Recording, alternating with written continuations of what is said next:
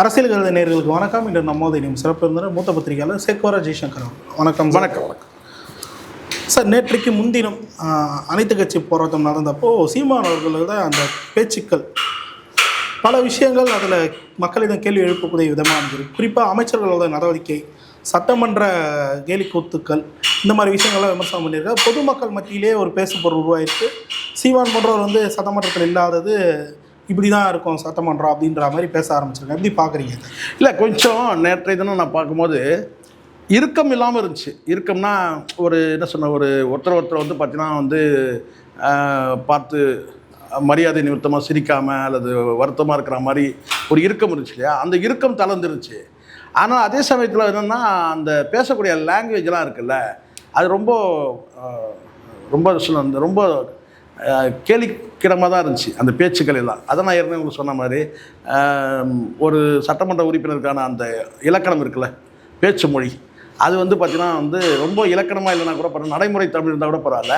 ஆனால் கொச்சையான தமிழ்கள் பேசுகிற மாதிரி இருக்குது. அதுக்காக ஆபாசமாக பேசல, அந்த பேச்சு பார்த்திங்கன்னா ஒரு கேலிக்கிடமான பேச்சாக இருக்குது. அதாவது நான் சொல்கிறது என்னென்னா, இந்த லாங்குவேஜ் ஒன்று பேசினா இந்த கில்ட்டி லாங்குவேஜ் சொன்னது, அடா உடான்னு பேசுகிறது, எலும்பு உடைப்பம் பார்த்தீங்கன்னா அப்படி இப்படி கடந்த காலத்தில் நிறைய வார்த்தைக்கு கெட்ட வார்த்தை கூட பேசுனதெல்லாம் இருக்குது. விஜயகாந்த் ஏன் நாக்கு துருத்தினார்?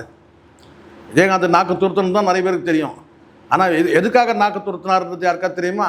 அதனால் அந்த ஆபாச பேச்சுக்கள்லாம் கெட்ட வார்த்தைகள்லாம் கடந்த காலத்தில் நான் அந்த கில்ட்டி லாங்குவேஜ் சொல்ல. நடைமுறை தமிழை பார்த்திங்கன்னா ரொம்ப மோசமாக பேசுகிறாங்க. நடைமுறை தமிழை ஒரு கிராமத்தில் கூட அப்படி பேச மாட்டாங்க. அப்படி சில பேர் பேசுகிறாங்கன்றது தான் வருத்தமான விஷயம்.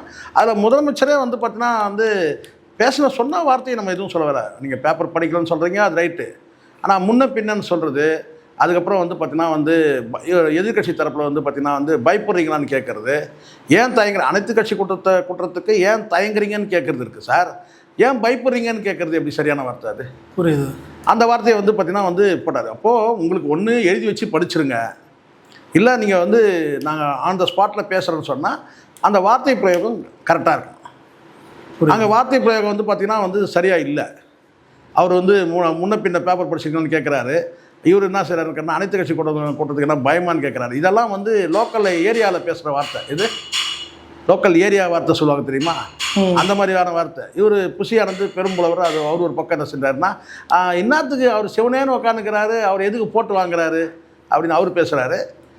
ஸோ இப்படி அங்கே பார்த்தீங்கன்னா ரொம்ப ஃபன்னாக இருக்க வேண்டியது தான், நான் இல்லைன்னு சொல்ல. ஆனால் அதுக்குன்னு பார்த்தீங்கன்னா ஃபன்னி லாங்குவேஜாக இருக்குது அப்படின்ற மாதிரி இருக்குது. குறிப்பாக மக்கள் மத்தியில் அந்த பேசு பொருள் உருவாயிருக்கா? நேற்று சட்டமன்றத்தை பார்த்தபோது இல்லை, கண்டிப்பாக மாண்புன்றது எனக்கு இருக்க போய் சட்டமன்றத்தில் இன்னும் தெரியும் நினைக்கிறேன். கிட்டத்தட்ட ஒரு 5 ஆண்டு காலம் இருக்குது. இந்த 5 ஆண்டு காலத்தில் அந்த சட்டமன்றம் எந்த மாதிரி மன்றம் ஆகிடும்? அது சட்டசபையாக இருக்குமா, இல்லை சொந்த கடையாக மாறிடுமா? அப்படி தான் இருக்குது. நேற்றைய தினம் அவங்க பேசும்போது இது சட்டசபையாக சந்த கடையா அப்படின்ற மாதிரி தான் இருந்தது. ஓகே சார், இப்போது இவ்வளோ நாட்கள் 6 மாதம் எந்த விமர்சனம் வைக்க மாட்டேன் அப்படின்னு சொல்கிற சீமான் அவர்கள் இப்போ அமைச்சரோட அந்த நடவடிக்கைகளெல்லாம் விமர்சனம் பண்ண தொடங்கியிருக்காரு. எப்போவுமே தாவேக்காவோட அந்த தொண்டர்களை ஒரு விஷயம் சொல்லி அழைப்பாங்க, அந்த பெயரையும் உச்சரிச்சிருக்காரு. எப்படி? இல்லை, அதான் அந்த நேரடியாக சொல்லுங்கள், ஒன்றும் பிரச்சனை இல்லாமல். தற்குறின்ற வார்த்தை சொல்கிறாரு. அவர் என்ன சொல்ல வர்றாருன்னா, ஒரு அமைச்சரை ஒரு கேள்வி கேட்டால், திருச்செந்தூரில் கேள்வி கேட்டார்.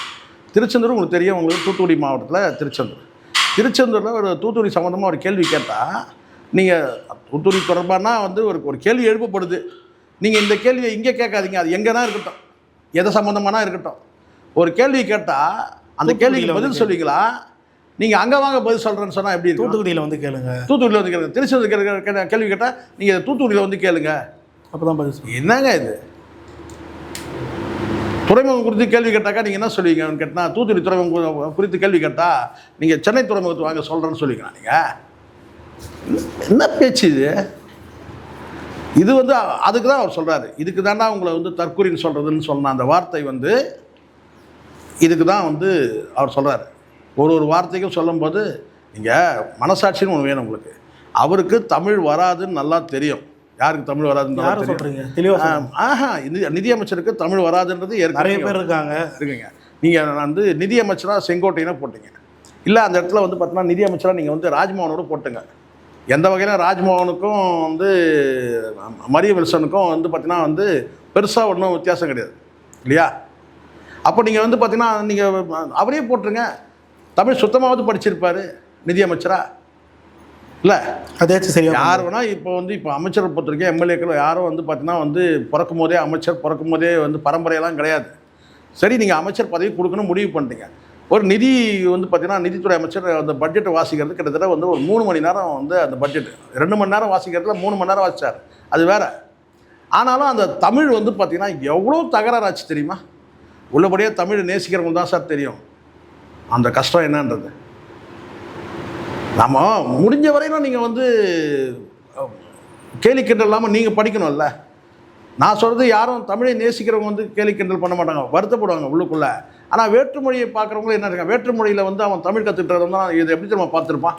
வேற்றுமொழியிலிருந்து அட தெலுங்கோ மலையாளமோ அல்லது வேறு எந்த மொழியோ அவன் தமிழ் வந்து முழுமையாக கற்றவனாக இருந்தால் இவங்க பேசுகிறது எப்படி இருந்திருக்கும்? நகைப்புக்குரிய பற்றி கேலி கிண்டல் பண்ணுற மாதிரி ஆயிடும்ல. தமிழை நேசிக்கிறவங்களுக்கு வருத்தமாக இருக்கும், வேதனையாக இருக்கும், என்னங்க இப்படி பேசிகிட்டு இருக்கிறாங்க. புரியுது. அப்போது எனக்கு தெரிஞ்சவங்க இந்த இடத்துல ஓமை என்னக்கட்டினா இந்த தற்கூரின்ற வார்த்தை இதுக்கு தானே உங்களை தற்கூரின்னு சொல்கிறது. நீங்கள் உள்ளபடியே நீங்கள் புகழ்ந்து பேசுறதுல பிரச்சனையே இல்லை.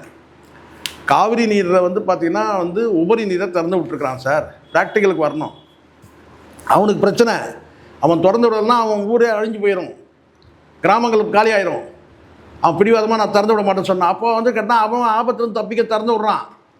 அந்த உபரி நீர் தான் வருது இங்கே.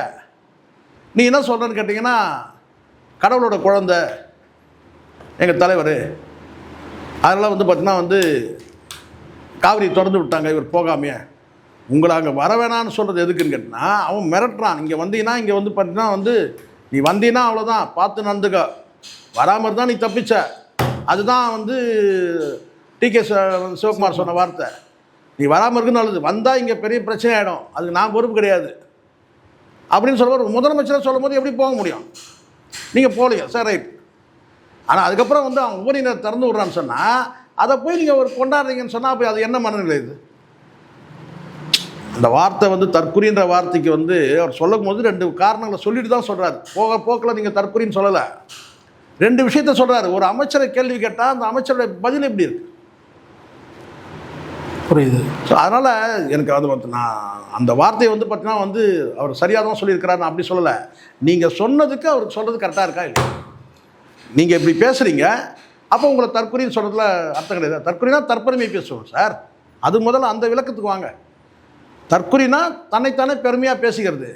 இப்போ அது அப்படி தானே இருக்குது. புரியுது. இப்போ மக்கள் மத்தியில் ஆனால் அந்த அதிருப்தி வெளியாக இருக்குன்னு சொல்கிறீங்களா? இல்லை, எனக்கு தெரிஞ்ச வரைக்கும் ஆட்சிக்கு வந்து பார்த்தீங்கன்னா மெல்ல மெல்ல எந்த ஆட்சியாக இருந்தாலும் மெல்ல மெல்ல அதிருப்தி வந்துடும் சார். இல்லை சார், அது ஸ்பீடாக வருது, அவ்வளோதான். இல்லை, அது ஆட்சி நடவடிக்கைகளை பார்த்து அந்த அதிருப்தி வரும், சட்டமன்றத்தை பார்த்து அந்த அதிருப்தி வருமா? நேற்றைய தினம் நீங்களே சொல்லுங்கள், எவ்வளோ கௌரவமாக பேசிட்டாங்க 2 பேரும். ஆதவர்ஜனா வந்து உங்கள் அப்பா பார்ட்டி ஃபண்டு வந்து 950 கோடி வந்து லாட்ரின்னு பேசுகிறீங்களே, 950 கோடி எதுக்கு வாங்கினாருன்னு சொல்லி கேட்குறாங்க. அப்போ ஆதவர்ஜனா திமுக தானே இருந்தார்? திமுக தான் இருந்தார். அதான் அதனால தான் அவருக்கு தெரியுது எதுக்கு கொடுத்தாங்கன்ட்டு. ஆனால் கொடுத்ததே நீ தானே சொல்லிட்டு போக வேண்டியதானே. அதை சொல்கிறதுக்கு இவங்க தரப்பில் அப்படி தானே சார் சொல்லணும். அதான் சார், அதை மாமனார்கிட்ட வாங்கினது கொடுத்ததே நீ தானே, எதுக்கு கொடுத்தாங்க உனக்கு தான் தெரியும், பதில் அப்படி பேசியிருக்கணும். நான் சொல்கிறது உங்களுக்கு புரியல. இங்கே சட்டமன்றத்தில் ஆளுங்கட்சி தரப்புலையும் சில பேர், எதிர்கட்சி தரப்புலையும் சில பேர் சொதப்புறாங்கன்னு நல்லா தெரியுது. அவர் என்ன கேட்குறாரு கேட்டனா, பார்ட்டி ஃபண்டு 950 கோடி வந்து வாங்கினது நீங்கள் அப்படின்னு சொல்லி கேட்குறாரு இல்லையா? அப்போ இந்த இடத்துல நீங்கள் சொன்னால் உங்களுக்கு தான் தெரியும், நீ தானே உங்கள் மாமனார்ட்டு வாங்கி வந்து கொடுத்த, நீ தான் உனக்கு தானே தெரியும் நீ எதுக்கு கொடுத்தேன்னு சொல்லிட்டு. ஏன்னா மாமனார்ட்டு வாங்கி வந்து கொடுத்ததே நீ தானே, அப்படி சொல்லுவீங்களா? அதுக்கு பதில் என்னன்னு கேட்டிங்கன்னா, உங்கள் மாமனார்கிட்ட கேளு, அவர் உங்கள் அப்பா கேளு, பதில் உங்கள் அப்பா கிட்ட கேளு. இப்போ சொல்லுங்கள், சீமான் சொல்கிறது கரெக்டாக தப்பா? இந்த இடத்துல என்னன்னு சொல்லிடுங்க சொல்லுங்கள். சீமான் என்ன, சீமான் சொல்லலை, நான் சொல்கிறேன். சீமானுக்கு இந்த பாயிண்ட்டை எடுத்து கொடுக்குறேன். அடுத்த முறை சொல்லும்போது என்ன சொன்னேன்னா, இந்த வார்த்தையை சொல்லி ஒருத்தன் மாமா வக்கீலுன்றான், ஒருத்தன் வந்து அப்பா வக்கீலுன்றான், 2 பேருமே சொல்கிறாங்கன்னு சொன்னால் ஒரு சட்டசபையில் என்ன வார்த்தைனா இருக்கட்டும், நீங்கள் ஆதவர்ஜனா விட்டுருங்க, உதயநிதியை விட்டுருங்க, ஒருத்தர் சொல்லக்கூடிய வார்த்தை மாமா வக்கீல், ஒருத்தர் உங்கள் அப்பா வக்கீல் அப்படி சொல்கிறாங்கன்னா 2 பேரும் திருட்டு பயல்களா இல்லையா? சொல்லுங்கள் நீங்கள். 2 பேரும் திருட்டு பயல் தானே. பார்ட்டி ஃபண்டு எதுக்கு கொடுத்தாங்க, எதுக்கு வாங்க போய் இவங்க வந்து உங்கள் அப்பா வக்கீல் உங்கள் மாமா வக்கீலுன்றான், இன்னொருத்தர் வந்து பார்த்தீங்கன்னா உங்கள் அப்பாவுக்கு இருந்தார். 2 பேரும் திருட்டு பயல்களா இல்லையா? அப்போ சீமான் என்ன சொன்னார்? அடுத்த முறை 2 பேரும் திருட்டு பயல்கன்றத. ஏன்னா நீ அந்த டைமில் வேறு கட்சியில் தான் நீ திமுகவில் இருந்தால், ஆதவ திமுகவில் இருந்தவர். உதயநிதி வந்து பார்த்தீங்கன்னா வந்து முதலமைச்சரோட மகன், துணை முதலமைச்சர். அப்போ நீங்கள் வந்து 2 தரப்புலையும் நீங்கள் திருட்டு வேலையை பண்ணிவிட்டு நீ மாமாவை கேளு உங்கள் அப்பாவை கேளுன்னு சொன்னால் அப்போ நம்மளை பார்த்தா எப்படி இருக்கு? நான் கேட்குறேன். சீமான் வந்து அந்த ஒரு வார்த்தை சொன்னார்ல, அடுத்த வார்த்தை இந்த வார்த்தை போடணும். 2 பயல்களும் திருட்டு பயல்கள்ன்றது தெரியுதா? ஏன்னா அது பேசும்போது சட்டமன்றத்தில் நடந்து தெரியாது. நேற்று அடுத்த மீட்டிங்கில் இதை எதிர்பார்க்கலாம். புரியுது. 2 பேரும் திருட்டு பயல்கள் தானே. ஓகே சார், இந்த விஷயங்கள்லாம் தொடர்ந்து சமீபத்தில் சாட்டை அவர்களோட ஒரு வீடியோ வந்து வைரலாக இருந்தது. நீங்கள் கூட பார்த்துருப்பீங்க. 30 செகண்டே என்னால் உட்கார முடியல, 3 மணி நேரம் எப்படியா உட்காடுறேன் அது சொல்லிட்டு முதல்வரை விமர்சித்து ஒரு விஷயத்தை வந்து பேசியிருந்தார். இப்போ பல பேர் சொல்கிற விஷயம் சாட்டையை கைது செய்யணும், தொடர்ச்சியாக முதல்வரை இழிவுபடுத்துறாரு அப்படின்னு சொல்லிட்டு சோஷியல் மீடியாவில் பதிவிட்டு வராங்க. இது எப்படி? இல்லை, எனக்கு தெரிஞ்ச வரைக்கும் வந்து சாட்டை துரைமுருகன் முதலமைச்சராக விஜய் பதவியேற்ற பிறகு ஒருமையிலையோ அல்லது வந்து பார்த்தீங்கன்னா தரம் தாழ்த்திலாம் எங்கேயும் பேசுனதா எனக்கு தெரியல. வேணா இருந்தால் எடுத்து காட்டுங்க, இந்த வீடியோவாவது வந்து சாட்டை துரைமுருகன் வந்து அவன் இவன் சொல்லி ஒருமையில் பேசியிருக்காரா எடுத்து காட்டுங்க. அமைச்சர் கூட நான் சொல்கிறேன், இது வரைக்கும் அந்த மாதிரி எதுவும் பேசவே இல்லை. ஆனால் விமர்சனம் என்பது வந்து வேறு. இங்கே ஒருத்தரை கேலி கிண்டல் அப்யூஸ் பண்ணுறது, டிஃபேம் பண்ணி பேசுறதுன்றது வேறு, சரிங்களா? அப்படி பண்ணால் கூட நீங்கள் டிஃபர்மேஷன் ஷூட்டு போட்டுக்கலாம் தாராளமாக. ஆனால் விமர்சனமே பண்ணக்கூடாது, பேசவே கூடாது சொல்ல முடியாது இல்லை. உள்ளபடியே வந்து பார்த்தீங்கன்னா நேற்று இதெல்லாம் அது வந்து அவர் பேச வந்து வைரல் ஆயிடுச்சு, சரிங்களா? இதை விட மோசமாக வந்து இந்த வசூல் ராஜா MBBS படத்தில் வரக்கூடிய அந்த இதை வச்சு ட்ரோல் பண்ணவங்களாம் இருக்கிறாங்க. அது யார் பண்ணியிருப்பாங்க உங்களுக்கு நல்லா தெரியும். இந்த சைடில் ஒருத்தர் முதலமைச்சர் ட்ரோல் பண்ணால் அது திமுகவில் தான் இருக்கும். திமுகவில் ட்ரோல் பண்ணாங்கன்னா அது தாவே கலர் தான். பட் இதில் வந்து நாம் தமிழுக்கு வந்து மெனக்கட்டி இதெல்லாம் ஒர்க் அவுட் பண்ணுற அளவுக்குலாம் அங்கே வந்து நேரம் கிடையாது யாருக்கும். அப்போ அவர் விமர்சனம் பண்ணுறதுக்குன்னா ஒரு 30 செகண்ட் இப்படி உட்காந்துருந்தாரு காட்டுறாரு.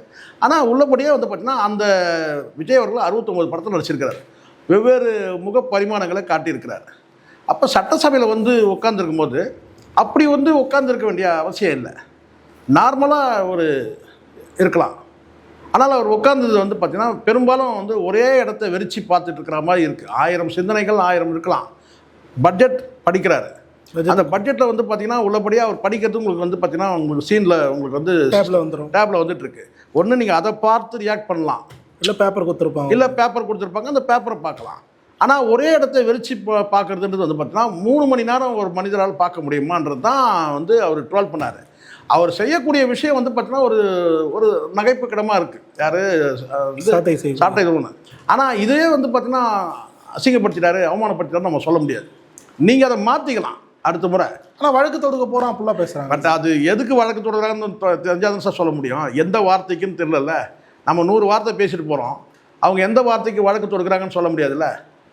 ஸோ வழக்கு தொடுக்கிறதுனா உள்ளபடியே வந்து ஏதாவது வந்து முகாந்திரம் இருந்து பண்ணால் பரவாயில்ல.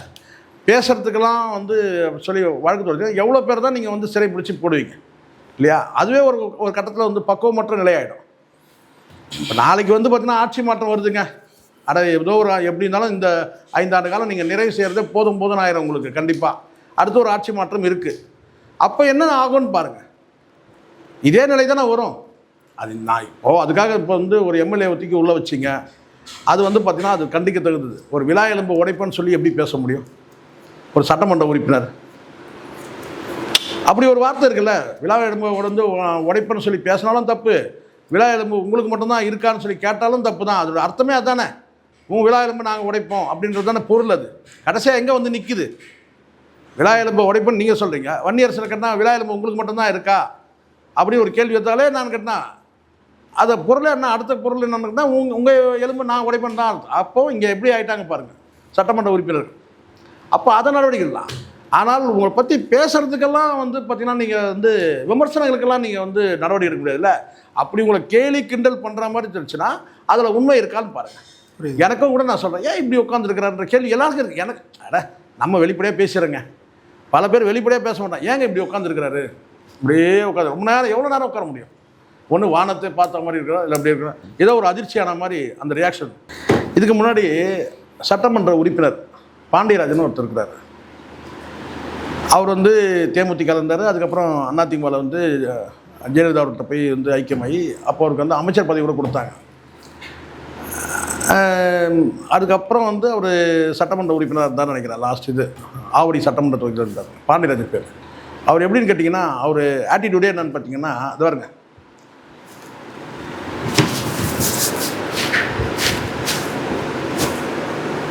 எல்லாத்தையுமே ஆச்சரியமாக பார்ப்பார். அது ஒரு தடவை ட்ரோல் கூட பண்ணாங்க, நாஞ்சில் சம்பத் தான் நினைக்கிறேன். எப்போவுமே ஆச்சரியமாக அதிர்ச்சியான மாதிரி பார்ப்போம். யார் பேசினாலும் ஒன்றுமே இருக்கும், சாதாரண வார்த்தை தான் பேசுவாங்க, ஷாக்கிங்காகவே இருக்கும். அப்படியே அதிர்ச்சியாக டிஆர் மாதிரி பார்த்துட்டு இருப்பாரு. அப்படிதான் இந்த டிஆர் ஒரு காமெடியில் போடாங்க அந்த மாதிரி. ஸோ அதனால் விமர்சனம் இது வந்து நான் உள்ளபடியே சொல்கிறேன். சாட்டையாக இருக்கட்டும், அது யாராக இருக்கட்டும், அந்த இடத்துல வந்து பார்த்தீங்கன்னா வந்து இல்லைங்க அவமரியாதாக பேசினார்னா, இப்போ என்ன கூட கேட்டாங்க நக்கீரன் கோபால் பேசுங்க. ஆமாம், ஒரு கட்டத்தில் வந்து பார்த்தீங்கன்னா நக்கீரன் கோபால் மேலே என்ன வழக்கு போட்டிருக்காங்கன்னு தெரியாது, எஃப்ஐஆர் என்னன்னு எனக்கு தெரியாது. ஆனாலும் வந்து பார்த்தீங்கன்னா ஒரு அவன் இவன் பேசுறது எப்படி சரியாக இருக்கும்? இங்கே பத்திரிகையாளர்னால கொம்பு முளைச்சல சார். நான் ஒரு பத்திரிகையாளர் இருந்தே நான் சொல்கிறேன், நீங்கள் அவன் இவன் பேச முடியாது.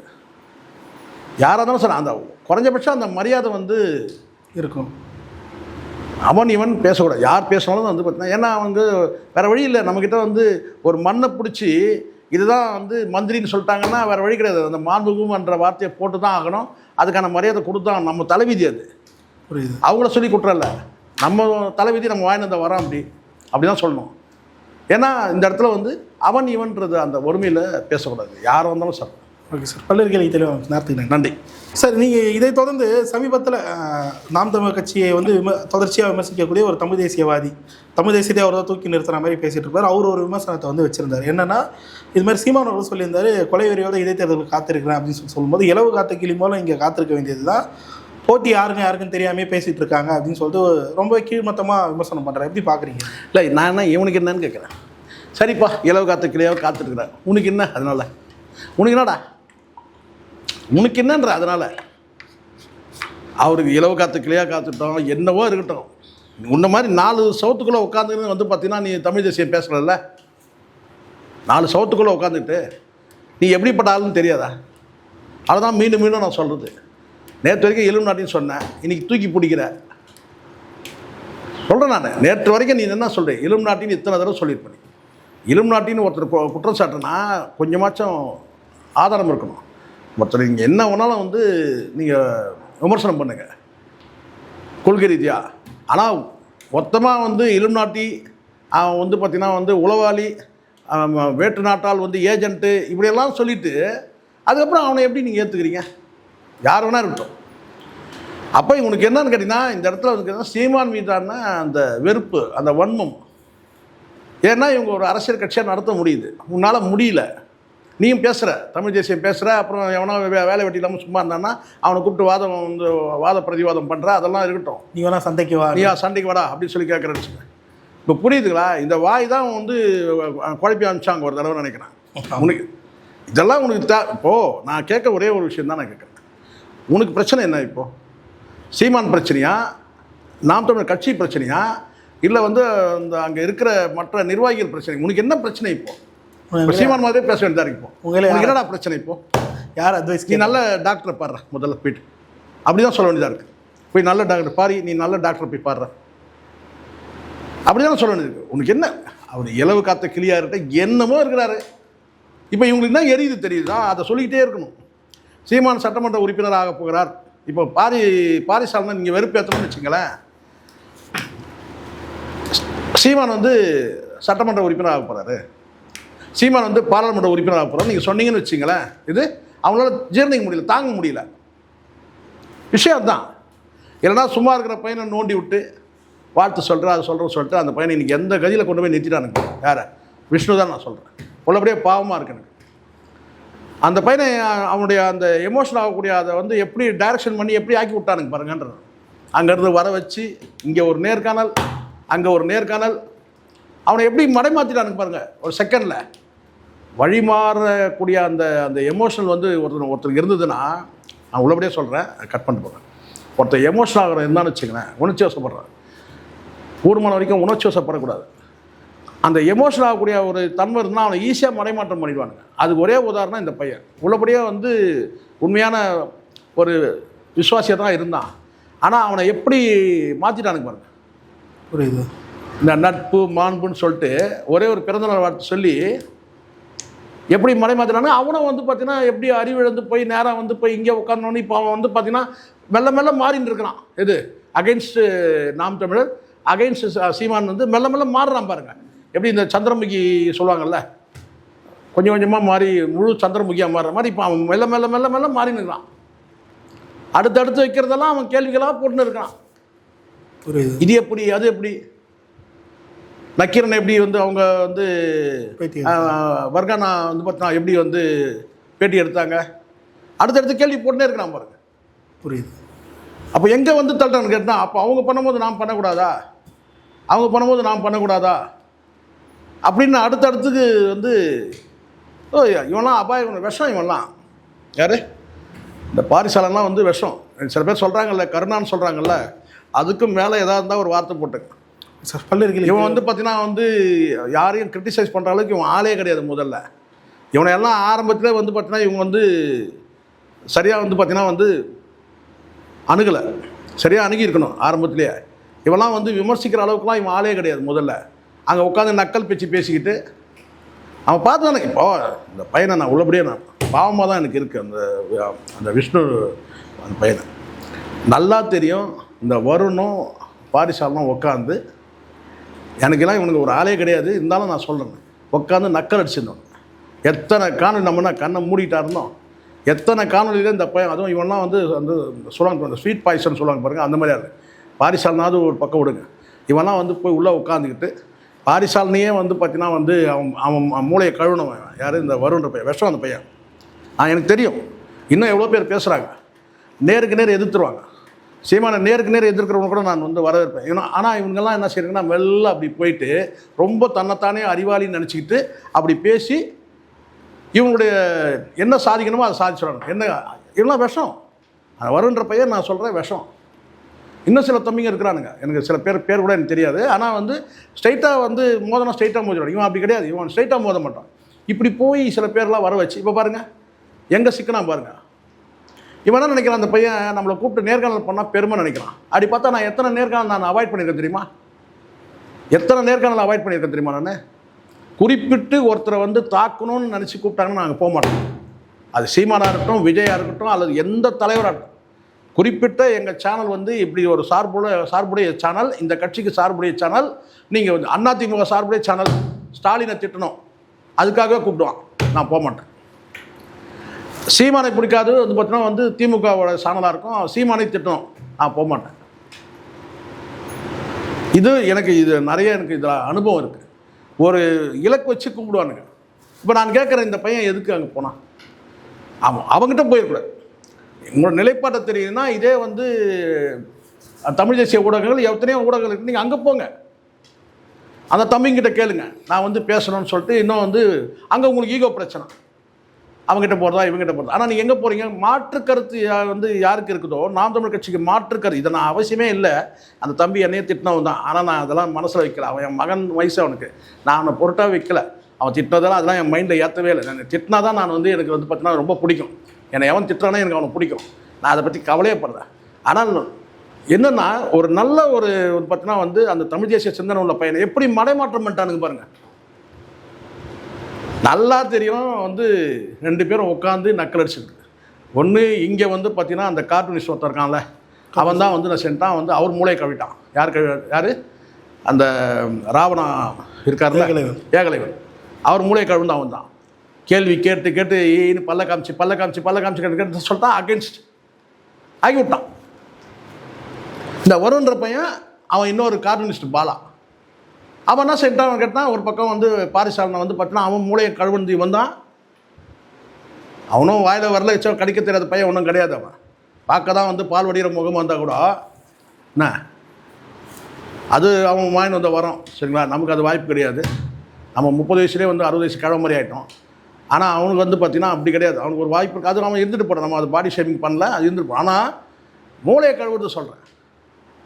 இப்படி வந்து இவனுங்களாம் விஷம். அப்போ அவனுக்கிட்ட நீ எவ்வளோ எச்சரிக்கையாக இருக்கும்? புரியுது. நீ உன் கருத்தை சொல்லணுமா, கட்சி விட்டு விளக்கினா கூட கருத்தை கொஞ்ச நாள் அமைதியாக இருந்தீங்கன்னா அதுக்கப்புறம் தானாகவே வந்து அது வந்து ஏற்கனவே அவர் ஒரு சாட்டை வந்து ஒரு இதில் சொன்னார் இல்லையா, ஒரு மேடையிலே எனக்கு சொன்னார்ல, சீமான் எப்படி அப்ரோச் பண்ணுவார்னு தெரியும், அவங்க அப்பா இறந்தபோது நான் போயிருந்தேன், உட்கார்ற அப்படி சொன்னார், பேசுனார்ல. இதுதான் எக்ஸாம்பிள். கொஞ்சம் பொறுமையாக இருக்கணும். அதுலேயும் எத்தனையோ எல்லாரும் சொல்கிறாங்க, அந்த கமெண்ட்டில் வந்து சொல்கிறாங்க. நான் ஒரு நாள் மட்டும் தான் அந்த கமெண்ட்லாம் படித்தேன். அந்த கமெண்ட்டில் வந்து பார்த்தீங்கன்னா எல்லாம் சொல்கிறாங்க, கொஞ்சம் நிதானமாகறா, பொறுமையாகறான். அவன் எங்கே பொறுமையாக இருக்கிறான்? பதன்னு பேசுகிறான். நல்ல ஒரு கேடர். ஆனால் வந்து எப்படி ஒரு வந்து பார்த்தீங்கன்னா நீ அந்த அந்த மோசமான அந்த லைனுக்கு எப்படி போகிற, பேட் லைன் போகிற, இவனுங்கெல்லாம் அதான் சொல்லுவாங்க, கண்ணுக்குட்டியாக இருந்தாலும் பன்னிக்குட்டி கூட போய் சேர்ந்தா என்ன ஆகும், அவ்வளோதான். இதை தாண்டி எனக்கு உதாரணம் தெரியல. எனக்கு சாதாரண மக்களுக்கு புரிகிற மாதிரி சொல்ல, நான் எங்கேயோ யாரையும் இழிவுபடுத்த நோக்கில் இல்லை. நீ கண்ணுக்குட்டி, ஆனால் நீ போய் சேரக்கூடிய இடம் வந்து பார்த்தீங்கன்னா